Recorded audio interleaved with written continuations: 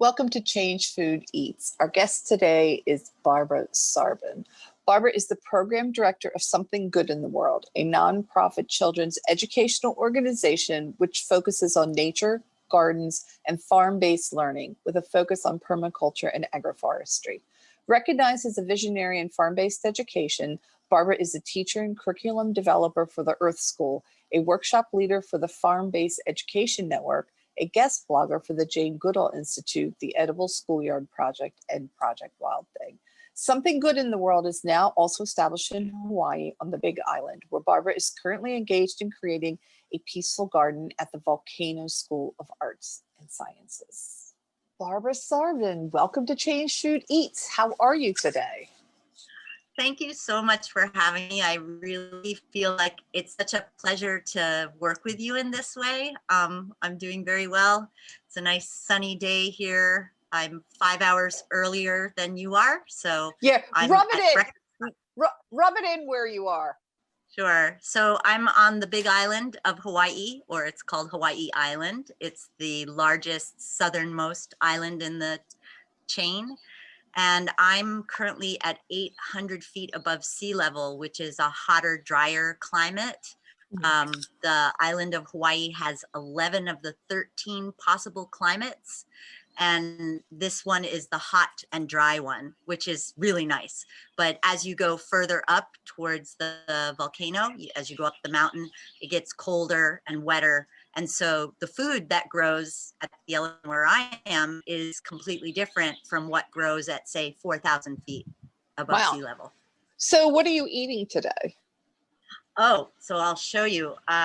So my garden where I live is an agroforest, and that is how the Pacific Islanders have always sustained themselves, is through growing food that grows really well in this climate. And in this, we have tons of tropical fruits. So the first thing that I have today is a smoothie that's made out of all the fruits in my garden.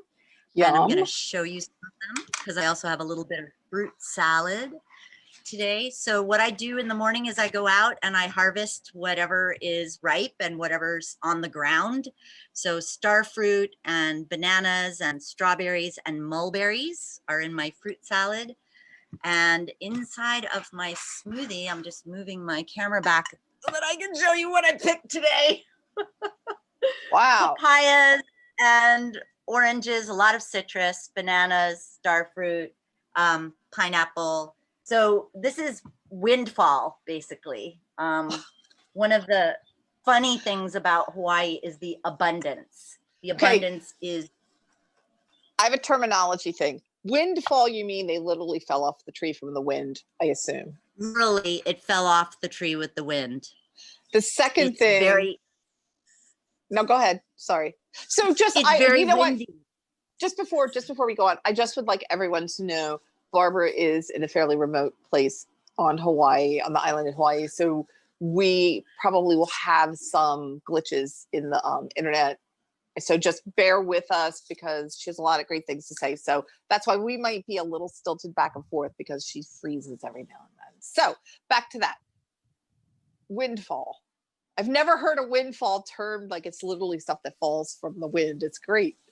Sure. And that's actually, I mean, I'm sure for people who have orchards in New York, they're familiar with windfall. And in some cases, farmers have animals that eat the windfall, right, off of their trees. In the case of Hawaii, we eat the windfall. Otherwise, animals are going to get it. So yes, this is literally the case. The trade winds are very strong right now, and that's part of why the internet connection is a little unstable. It's very windy and it's extremely remote. Like looking directly over the computer out over the ocean right now, the next piece of land would be Antarctica. So if you imagine, she's trying to make us all feel bad, everybody. No, I'm trying to I'm joking.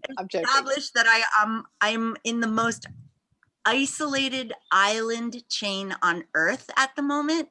Yay. And as beautiful and wonderful and amazing as it is nature, it is extremely difficult for technology such as internet, Wi-Fi cell service. Right. Okay. Okay. So my second terminology pause, because every time people give lingo, I like to pause the conversation so we can explain it to people who might not know, is agroforestry. Agroforestry is a really big deal. So could you just explain for the, general consumer, the layperson, what is agroforestry? Sure. Well, so in this case, agroforestry is a thing that I'm here in Hawaii to teach to children. It's part of wisdom, really. It's agroecology. It's growing what grows naturally where you are. And the history of agroforestry on the Pacific Islands, how people out in this part of the world have sustained themselves for thousands and thousands of years. So there's nothing new about agroforestry, except that for a period of time after the Hawaiian Islands were colonized, people got away from their original and traditional wisdom and now are coming back to it. And so agroforestry basically means growing a food forest with multiple layers. And so you have tall trees, make a canopy, you have smaller trees and shrubs, then you have what's called herbaceous plants, which are more what's growing from the ground, but they don't have like a trunk, but might have like a woody stem. And then you have plants that grow in the soil. So you've got your root layer. So these 5 layers of the agroforest, and everything grows in harmony together. Everything feeds each other or shades each other or assists one another. And that is really part of the principles of permaculture. So that's what I'm here doing, is learning it and also teaching it to children, teachers, and families. So what I didn't realize is agroforestry and a food forest the same thing? So yes, I'm just showing you the gecko that's trying to get in my smoothie. I have a problem. He's in problem. it. Oh my God, No, is he he got in out. it? No, Okay. no, I would not be drinking it if he was. But they're very opportunistic, so I had to show you because people are always imagining my life in Hawaii like, nah, nah, nah, nah. And I'm like, no, see, it's not really like that. It's actually very rough and rugged in Hawaii because, unless you're at a resort for a vacation, living here, growing your own food here is extremely challenging, and just like it is anywhere really.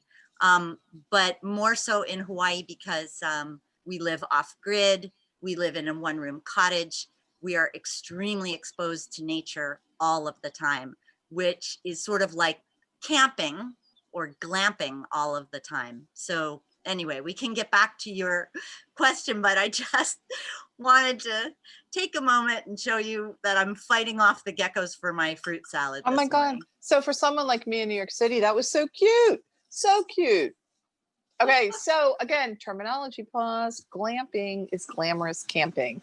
So people who do in South Africa or in Africa, when you go on a safari, a lot of people like me would go glamping because they don't know how to rough it and like sleep on the ground in a sleeping bag. And you used another term that I just forgot. I didn't write down. Whatever. Well, I will say about glamping. So, I was saying off grid. That might have been off grid. it. Yes, and that is the term. Just in case Right. someone watching this doesn't know what off grid means. So one of the reasons that I came here to do this work was because in New York, all of the concepts that I've been for the last 20 years are concepts.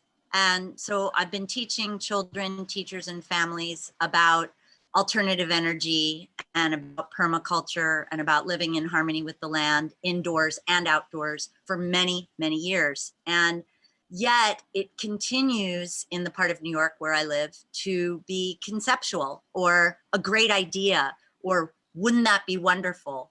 But in Hawaii, it's how life actually is. And so I wanted to try that out. I wanted to see, what is it like to live only on solar power or with water catchment, living in 1 room in a tiny house, for real. Yes, on stilts overlooking the ocean with palm trees, but that doesn't take away from the fact that you are extremely exposed to the elements 24/7. Right. That's a very different reality go back to New York to teach, which I do a couple times a year right now, from the indoor lifestyle that we've had to adapt to there, because it's New England and it's cold and it's wet. So we have many rooms and many pieces of furniture. And where are you? Lot of Where are you? Where are you? Are you upstate New York? Like how far? You're not in the city. No. So the home base for Something Good in the World, the organization that I run, is in Cortland Manor, New York, which is Westchester County. And the farm where all of our programs are based is in Ossining, New York. And so I know those stops. I know those stops on Metro North. So all of that area was at one time agricultural. It is somewhat rural, more so than it is suburban. And so there's, you know, a handful of families that are left in that produce organic food. And we work Something Good in the World, my organization, we guide programs on all of the local family farms in Westchester County and Putnam County, as you know, Glen Farm. Right, right. So this for anybody not familiar with New York, these are counties that are north of New York City, but not higher than Albany, like they're between. Correct. Okay, so let's get my big question that I ask everyone out of the way. How can we create a food system where everyone can eat healthy food? So in Hawaii, that's a much easier question to answer because food grows here year round. So the fact that you literally can live off of the land by at least 50% here is a reality.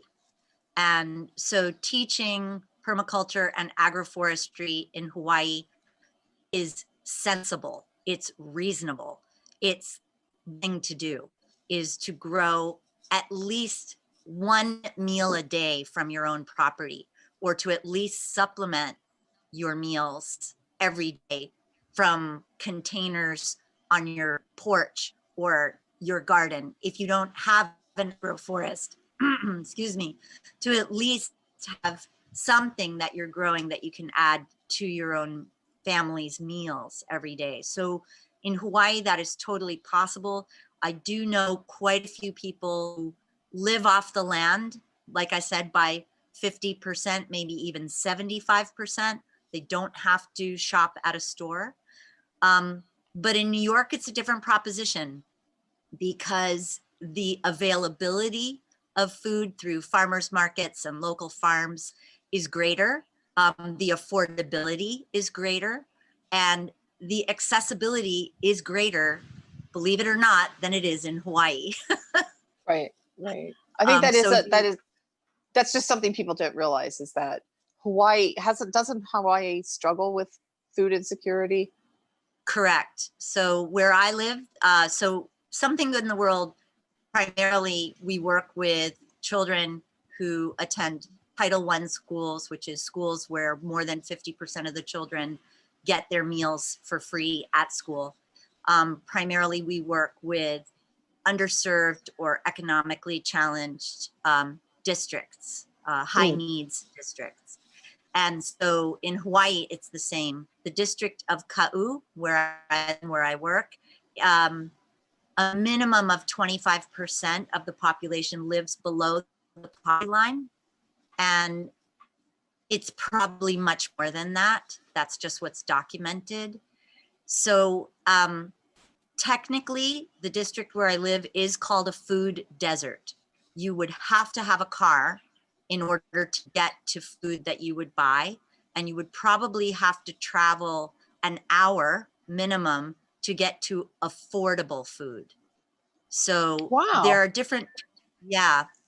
different terms that I love to share inside of the food justice dynamic, which are, so food desert is really when you can't find any food.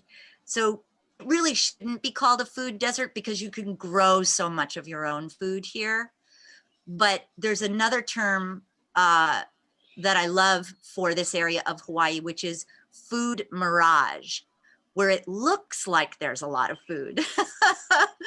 But in actual fact, unless you want to live off of papayas and citrus, you know, if you want something else like a loaf of bread, it's going to be very challenging to find it at an affordable price. In Harlem, where I work with the Harlem Zone, there's a term called food apartheid, where along 125th Street, if you're walking from where the Metro North train station is and you go west, which I've done with my students there, and you count all the fast food restaurants, and then you try to count also all of the places where fresh food is available, you find a much, much greater amount of unhealthy food available. Cheap, unhealthy food is what's available in that area. But as soon as you cross Amsterdam Avenue and you get into Columbia University area, that's where you find the farm to table restaurants and the fresh food. And so delineation between where the food is available, that would be food apartheid. Here in Hawaii, it's a bit more life is, in my experience, on a Native American reservation, where the food that is available is just too expensive for you to afford. So you've got to drive a long distance to get to affordable food. So yes, food insecurity is a big problem in Hawaii as a state, but particularly here where I live, where it's many of the people live below the poverty line. And during the pandemic, this has of course been massively exacerbated, in which food has been made available. There's food distribution for families, you know, sort of boxes of food to last 14 days of self-quarantine in the beginning. And then now just regular daily or weekly food distribution that's available at local community centers or churches or schools, but it's not fresh food. It's canned or packaged food. It's processed food, and it's a lot of junk food. So it's a serious issue, and probably the best thing that Something Good in the World can do here, the best thing that I can do with my students here, is to teach them how to grow their own food to at least supplement their meals. Right. I have to say, we have the same problem here. I don't know if you've been back here since the pandemic started, but I just helped start a community fridge here in the East Village because the access to food is possible. Healthy food is a challenge, and we focus on fruits and vegetables and dairy in the fridge, and it empties within an hour or two of us filling it. Like, it's a continual, and it is a community effort because it's a massive problem, massive. And I think that the powers that be still are not recognizing how bad things are food wise, because I'm all like, I've got my new, I'm going to be the Andrew Yang of food. I think food is human, right? And I think that basic fruits, nuts, seeds, grains, vegetables should all be free. Basic. If you want your fancy meal, you want your fancy whatever, your heirloom, whatever, then you can pay more. But basic whole food should be free. It just should be given to everybody. So anyway, that's what I'm working on in 2021. So let's go back to Something Good in the World. I'm sorry we've been jumping around a little bit. Tell me, so how did it get started? And tell me a little more. So you are a children's education nonprofit. Like, give us a little background on who you are, what you do, who you focus on, and how you got started. Oh, I would love to, but I have to acknowledge that I love your free fridge also. Oh, thank you. Thank you. That's very cool. So I'm going to look into doing that here. That's very cool. They're all over. There's hundreds and hundreds and hundreds of them in the country. I just got emailed by somebody. They're trying to map them all in the country now. They keep popping up overnight. It's just a necessity, especially here in New York City. Well, no, I shouldn't say especially here, especially everywhere. I just got direct message on Instagram from a woman in Denver, and she and her friend are like, we want to start a community fridge. What do we do? So I've just started a manual, because it's way more complicated. It's not complicated, it's time consuming, but it's a stopgap. It's not the solution, it's a stopgap. And that's what gets frustrating. And there's no funding, you know. And that's the perfect segue into Something Good in the World, because this is always my argument. Food rescue is fantastic, I love it. I participate in it. I help, I volunteer, I promote it, I donate towards it. Same thing with food distribution, food pantries, soup kitchens. All of this is work that we do, but it is a Band-Aid and Right. it is not the solution. And the solution is awareness and understanding and changing the system. And for me, why I started Something Good in the World is because it starts with education. It starts with children as young as possible. We work with children as young as 3 years old Wow. and all the way through college. So the reason that I started Something Good in the World really came out of my own wish as a teenager to have schooling be 100% outdoors in nature.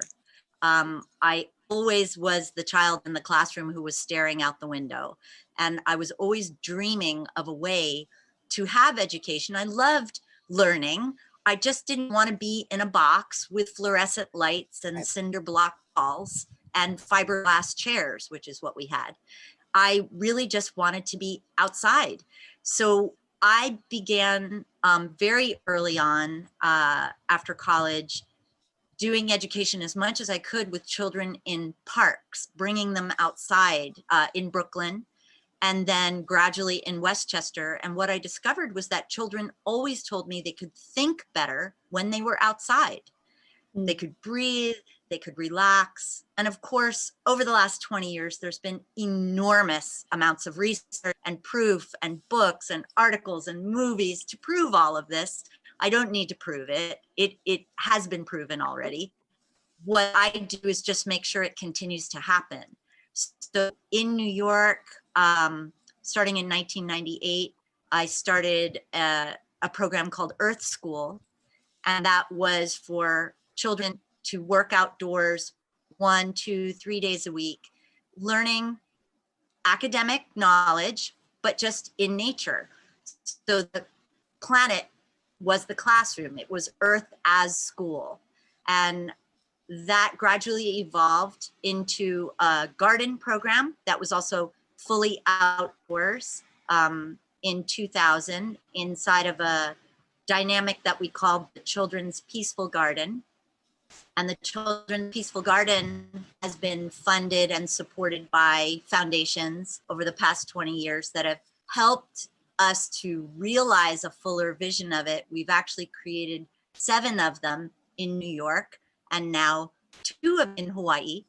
And we want to keep going with that to help teachers to integrate their learning with nature, not where you have a school garden, which is fantastic, but it's separate from English, math, and science. It's the garden program. No, I'm talking about where it's all together and wherever possible, children are outdoors doing their learning time, whether it's art, music, theater, dance, it doesn't matter. It can all be outdoors. Now, of course, during the pandemic, this suddenly became a great new idea. And I thought, okay, it's not a new idea. Yeah, but you just said you're welcome. You're welcome because, you know, you've been doing it for 20 some years. You're welcome. Yeah. Great idea. Children, so in our programs year round, so we actually did start a full-time, what's called a non-public school. And that was Something Good in the World ran that for years in New York so that children could have that experience. We did have indoor space as well, of course, because there's times when it is physically impossible to be outdoors. But the rest of the time, they're wearing rain gear, they're wearing snowsuits, and we always had a saying, which was, there's no such thing as bad weather, only bad clothing. So we made sure that if children were dressed for it, they could be outside full time. So that evolved to farm-based education. What I saw was that if we could integrate nature and agriculture, organic agriculture, permaculture with their learning process, that these children would grow up to be the people who were living that way, not just talking about it or writing about it, but living it. I've had 20 years to the 3-year-olds become 23-year-olds, and they are now living what they learned. And that's been a total privilege to see that that is actually the case. So you have 7, 9 peaceful gardens. Are they traditional gardens? You say you've used the word permaculture a couple times, and I've been holding off on stopping you on that one till now because it's a very big answer. But you just explain a little more. Like, are you planting carrots and tomatoes? Like, what are you doing? How does permaculture come in, and all that type of thing? All right. Well, I'm going to hold up a book, because when I first started learning about permaculture, which was really back in 2005 and 2006 was really where we caught the wave of this with Something Good in the World. This is the book that I used, Gaia's Garden by Toby Hemingway. And why I'm showing it is because you can download it for free online as a PDF. And I highly recommend it to understand backyard permaculture, what that means. If I wanted to start my own garden and use permaculture methods, I could just download that, and that's a training manual? Download this. Just download this. It's all you need. And I think this is what I used with my students incessantly. I still use it, carry it with me. But I'm just so grateful that it's now in a PDF, because since everything's on Zoom now, I have to share it with my students online. Right. The concept of backyard permaculture is that you want to mimic nature in what you do. So you don't want to sequester your garden from nature. You want to integrate all the principles of how nature works. So you want to grow what naturally grows in your climate, grow what naturally does well in your area. And of course, it then incorporates organic principles, not using chemicals, but using methods of companion planting, or what are called guild gardens, where plant each other. And this idea of a food forest or agroforestry, where the trees and the plants work in harmony to feed one another or shelter one another.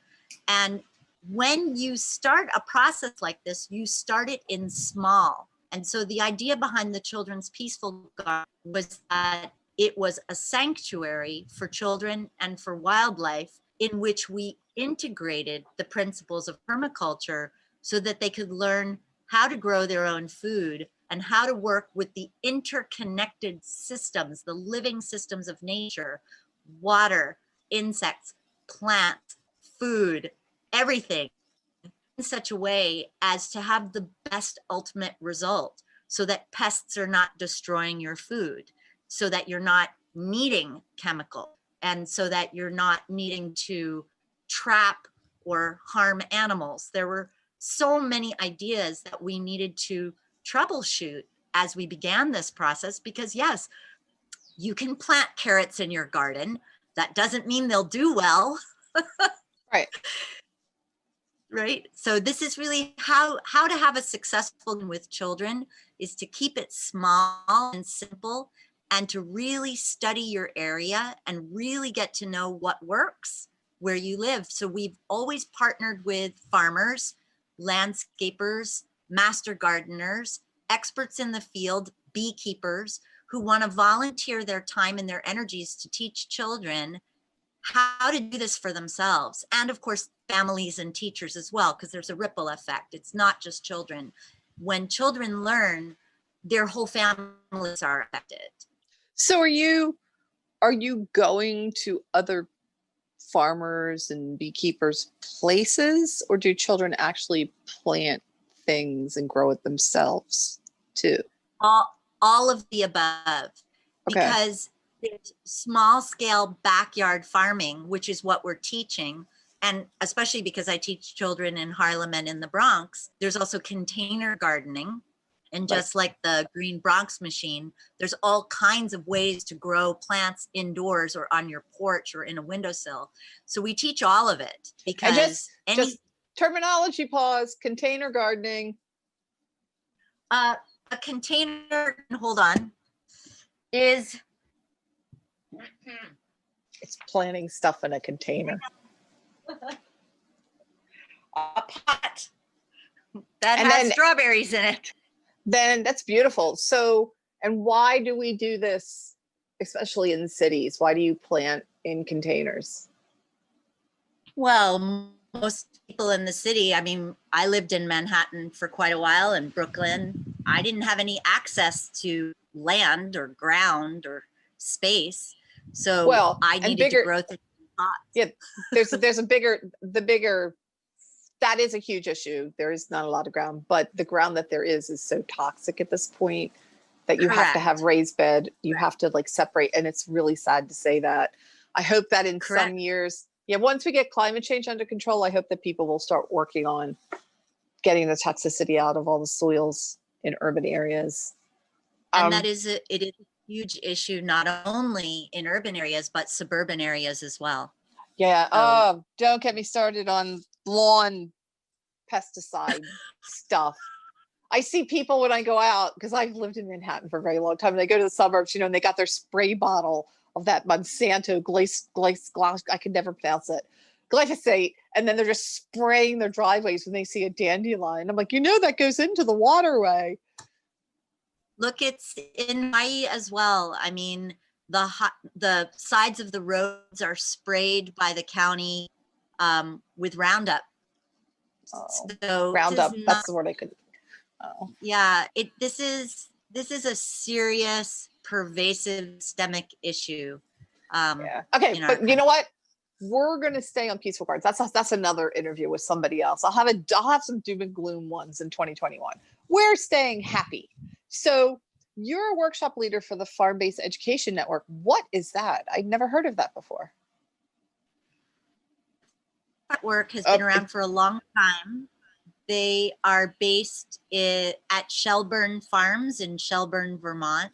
And what they do is they bring together the same idea that I was saying, experts in the field to share knowledge, because farmers are so busy, and farm-based educators, we're also busy all the time, that we need to come together sometimes and share our success stories and share our wisdoms and share what's working. And so we get together to talk about who's doing what that works, and then give each other ideas. The Farm-Based Education Network is one organization that does that. Another one is the Edible Schoolyard Project. Right. So there are quite a few of these kinds of organizations that help people who are in the same field, garden educators, school garden educators, come together and say, try this, particularly during the pandemic where we've all been stuck on Zoom, to find the ways to bring a peaceful garden, because it's at the school, but the children cannot get to the school.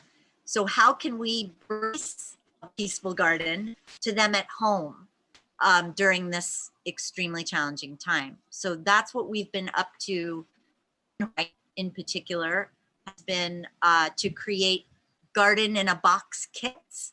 And so that was an idea that was floated in the Farm-Based Education Network gatherings, and then the Edible Schoolyard Project. I saw they did that for children in urban areas of California, which is to deliver to their homes a kit that has a pot, soil, organic fertilizer, and seeds. And Great. then via Zoom to teach them how to plant them, tend them, and grow them. And so in Hawaii, we've had a tremendous success doing this with pre-K, kindergarten, first and second graders. I'm also doing it with middle school students, but the middle schoolers have been more able to bring those materials together themselves in their own homes. And then we learn all the principles of permaculture by doing that. And then gradually now, as we are being able to do a little bit of hybrid learning, and the school campus is opening up a little bit right now, we are able to bring those pots that they've grown so lovingly for months, and that we meet on Zoom every week, and the children share their plant and tell us their plant's name and how it's doing. We're now bringing it back to school transplanting it into the garden there, and then harvesting it and preparing healthy snacks with what they've grown. So what's your goal? Like, you're teaching all these children how to farm, how to use permaculture techniques. What's the ultimate goal with this? Systemic change of mindset, because the younger the child is, the more they take it in a way that is holistic, nature, and then it's just how they live. So one of my students right now, who's 23 and was 3 when I started with her, is now working on a farm in New York and doing food rescue. And it's become a part of her life in a way that I'm quite sure it might not have had she not grown up inside of it. And what I see with my other students who are the same age right now is they might not be farmers, they might not be gardeners, but it has informed their worldview.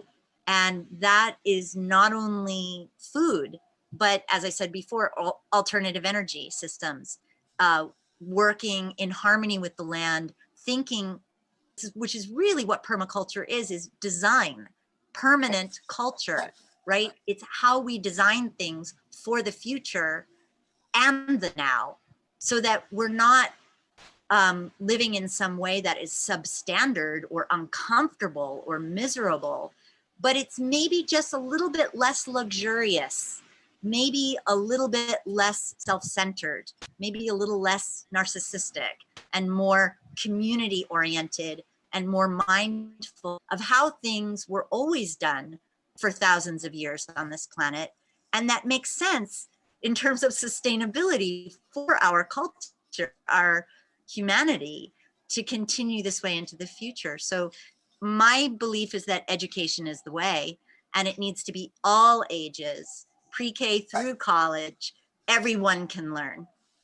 I mean, the other thing too is, I'm sorry, this is a Debbie Downer, but with climate change, it's a reality. People are still in denial. If young people have skills, it's going to help them in the future. If things get as bad as some people think, I think it's great. And I do agree about the mindset shift. Like, it's a whole, it's not just looking at how food is grown, but they will think about their food choices, but they will look at society as a whole, and they'll be better systems thinkers, which I don't think people really think about. So there's another, oh, go ahead. Go ahead. No, go ahead. No, I'm going on a whole new subject. So no, please. Okay. No, just going to say, I grew up eating processed foods because that's what was popular at the time. Okay, give me popular, some. What are some? Velveeta? Tang? Hawaiian Punch. Oh yeah, Kool-Aid in a box. We used to put our finger in. Trick cereal. You know, come on, Skippy peanut butter, Welch's grape jelly. There really wasn't anything that wasn't packaged or processed or with sugar, and that's what there was. And I remember that, you know, as far as I was concerned, the vegetable at dinner was salad, right? Or I have to say, I never thought about it obviously growing up, but my dad always had a garden. He had like one type of every type of fruit tree. We had a trailer at the beach. We would clam and crab and fish, and we'd freeze it all. So we'd have that all. I never thought of us as being like forager type. So I'm really grateful. So we always had vegetables, and I didn't realize how rare it was until I got in the food movement. It is in the time when I was growing up, it was rare, and I won't go on and on about it, but I do think that now the possibility now in terms of education and in terms of what children of all ages are exposed to, there's a much, much greater movement. I mean, it's a wave, it's a massive wave of understanding about eating local, eating seasonal. Yeah. Especially with COVID. COVID's only going to make this movement stronger. Absolutely. But, you know, what we said before is accurate, is that we can't just keep putting a Band-Aid on the situation. Right. So it's got to come from a grassroots place, and a deep understanding that this is the way, and this is what works, and this is sustainable, and this is how we're gonna last into the future. Oh my God, you just touched on my favorite subject, grassroots. I am so tired. Don't let me go on too much of a rant. I am so tired of all these people that have nonprofits, that have massive offices, that spin wheels, and they're getting all the funding, and people on the ground that are really doing the work. Like, let's take community fridges. I was just saying this to my colleague yesterday. It's not sustainable you're going to have 100 people who are dedicated continually, because you're not going to get a living wage funding to be able to keep a community fridge going. And it's a lot of time and effort, and it's only a stopgap. And my thing is like, but those are the people that are really creating the change. There's this underground network starting of mutual aid groups that are putting these fridges out, and, and the same with garden work, but you should be getting the funding that Feeding America is getting. I'm sorry I said it, but it's a pet peeve of mine. It's so, it's not given out proportionally to who's really doing the work and who's talking a lot. I agree. I mean, all of our work is done through funding. Foundations is how we're able to go forward. And there's only a handful of foundations that really understand what we're doing. Right. We work with children, we work with refugee children, we work with children who are really marginalized. And these are not the children that get the funding that's needed for healthy food, healthy eating, and understandings of nutrition. So yeah, I agree with you. Although I will say that I think big movements have always happened through small organizations. Oh yeah. And it's always been the grassroots efforts. But I would say that and recognition, acknowledgement of the small organizations would be phenomenal, so that we don't have to struggle so hard. I would say we've certainly over the 20 years been in many situations where we thought, well, that's it, we'll have to shut down. And we've managed to keep going. But the way that you manage to keep going is by not paying anybody.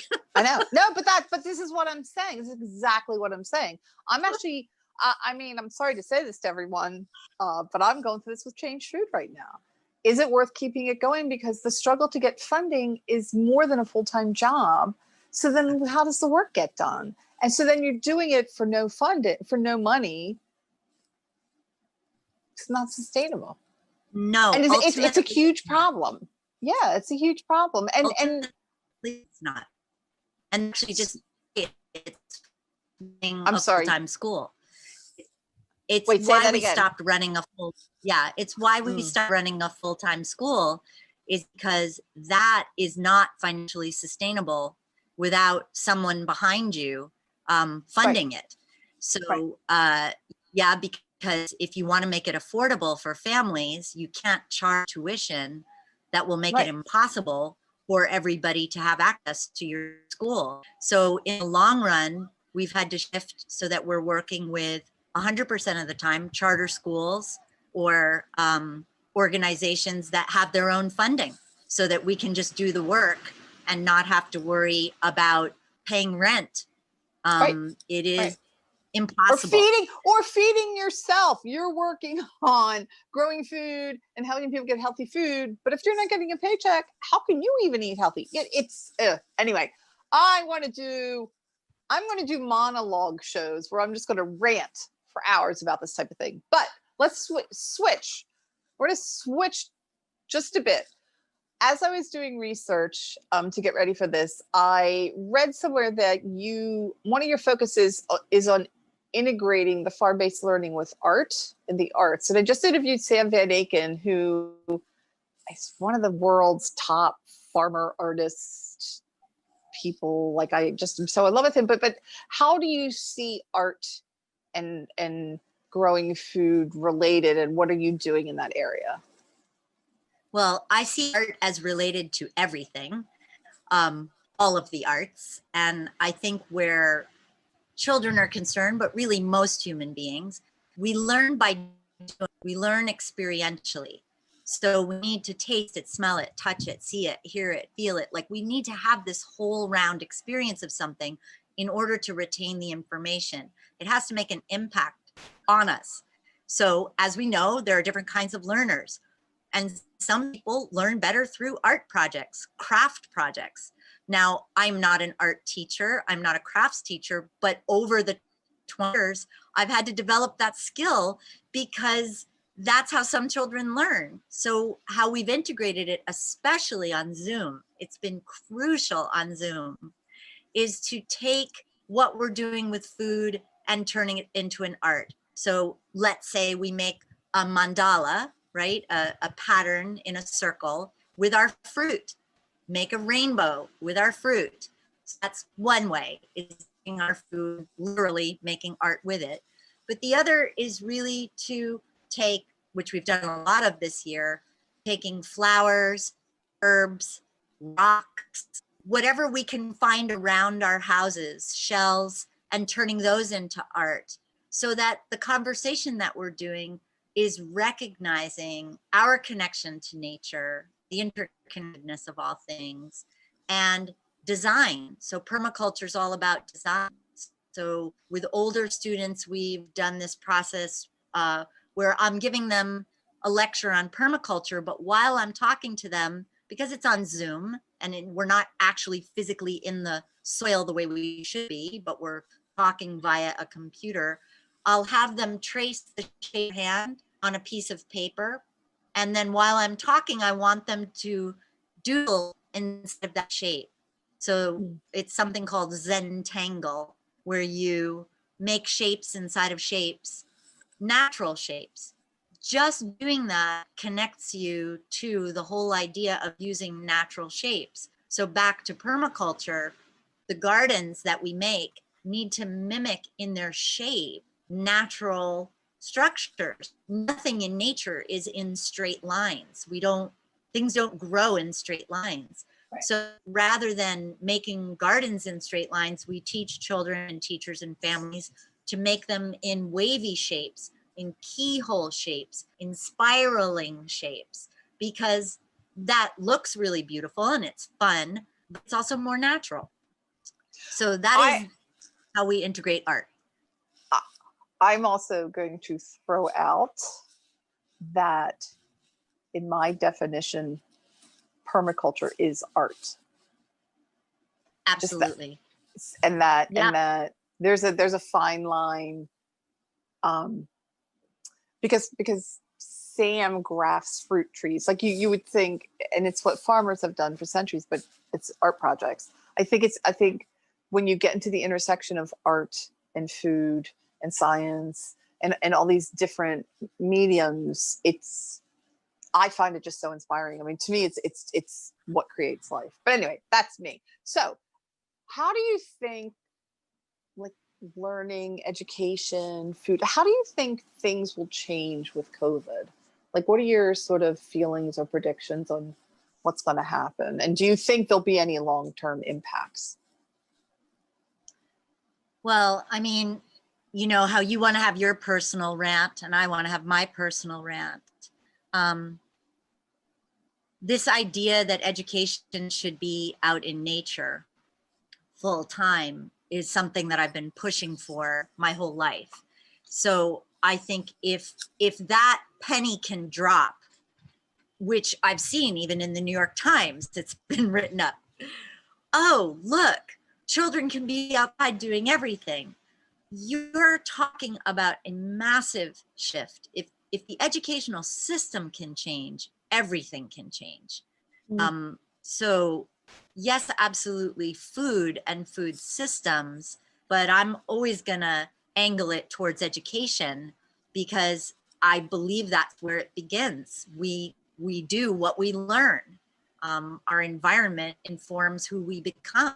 So I definitely think that there are positives that can come out of this.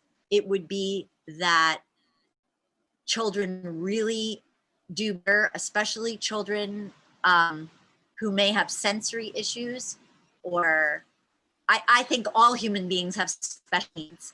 I think we're all unique and special. We all need to learn in different ways, but there are some children who really cannot sit still well, and probably 10% of children can just sit in a chair and look at a blackboard. I would say the same is true for Zoom. I believe that we are failing our children right now by insisting on keeping them virtual. I think that it would be very wise for us to develop a system of education where maybe you don't have to go to the school building every day. Maybe you only go to school 2 or 3 days a week. Maybe when you're at, they're doing that. yeah. And yeah, I but do I'm saying forever. I'm saying Right. forever. Well, that maybe it'll happen. it is not necessarily for all children. Depends on the family situation. Right. There's just one thing. Yeah, go. No, there's just one thing I just want to point out for people, because someone is thinking, what's the thing about having education outdoors all the time? I agree with you 100%. I saw in the news yesterday, there are children bundled up and everything sitting next to heaters in classrooms because they have the windows open. There is an issue here with people not being able to afford the right kind of clothing, which is a very real issue. So we're not minimizing that reality when Barbara's saying people should learn outside. So I just want to be clear that is, Right. I know that you understand that. I just want to make it clear that we're not saying everyone go out, and if you can't afford a down coat when it's cold, that you still have to suffer. That all has to be sorted out as part of outdoor learning. Absolutely. Absolutely. There's so many things to say about it. I mean, our school in New York, we have an indoor shelter called an Enviropod, which is an off-grid mobile educational trailer that it's got a wood pellet stove in it the winter time, but it's all windows and doors, so that you feel like you're outside even when you're inside, but you are inside, so you are sheltered. I'm not saying that children shouldn't ever be indoors, that in our design, in our intention, in how we are thinking about education into the future, that the model that has existed for the last 100 years is not the sustainable one. That's all I'm saying. And the pandemic may tip enough people in enough situations to rethink classrooms, to rethink buildings, to rethink how we learn, and to come to certain ideas like maybe school is only needed 2 or 3 days a week in that circumstance. That doesn't mean you don't continue learning on the other days. Correct. It's just, so that's what I think could shift. If the thinking could shift about education, and the thinking is necessarily shifting about food and food systems, that's an enormous part of our lives. Fantastic. Barbara, thank you so much. Thank you. This was really an honor, really a privilege to be with you in this way. Thank you. The honor is mine. Thank you so much. Thanks so much for joining us today on Change Food Eats. I'm your host, Diane Hatz. We air new shows on the first and third Tuesday of every month, and you can catch all of the previous episodes on YouTube, Instagram TV, the Change Food Facebook page, and on the Change Food website at changefood.org. Have a wonderful, healthful, delicious holiday season, and we'll see you back here in 2021. Eat well.